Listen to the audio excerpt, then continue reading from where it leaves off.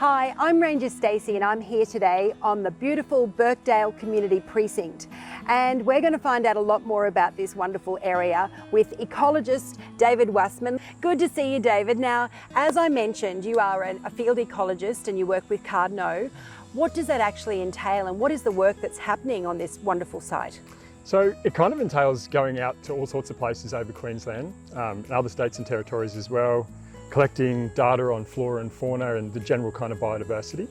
And then we come back and we use that data to kind of make decisions about how to reduce impacts as a result of a development, or in cases like here, how to get kind of like a really good conservation outcome. The area that we're standing on right now, I mean, it is kind of dominated by these, looks like Christmas trees, but slash pines. Yep. Tell us about those and where they kind of fit into the whole area. Sure. So these slash pines, the Christmas trees that you call it, they're not a native species. They may have come here as a result of a pine plantation that used to occur on this particular site. They may have just established themselves after vegetation clearing that's occurred.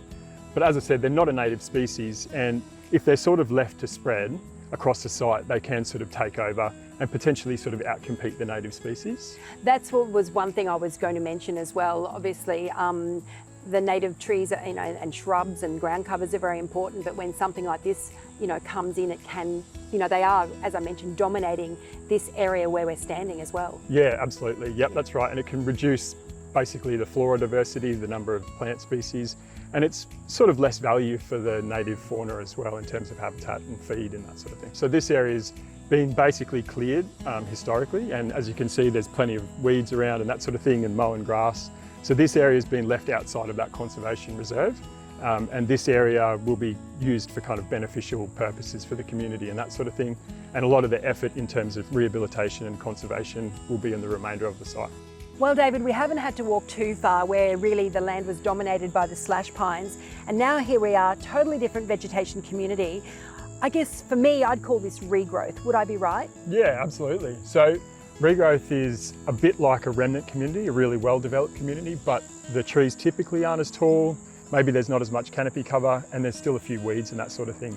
So this area, I guess, could be enhanced in the future with, better management, looking after the land a little bit better to provide more habitat and make it a bit more diverse. Yeah, absolutely. So we often develop management plans that do exactly that. They sort of outline the way that you can control weeds, enhance the native vegetation, and ultimately, hopefully, get increased flora diversity, better habitat for fauna species and that sort of thing. It's wonderful that I think this could be a whole new opportunity for people to get connected to nature on the Redlands coast. Yeah, absolutely. It's a great asset to have.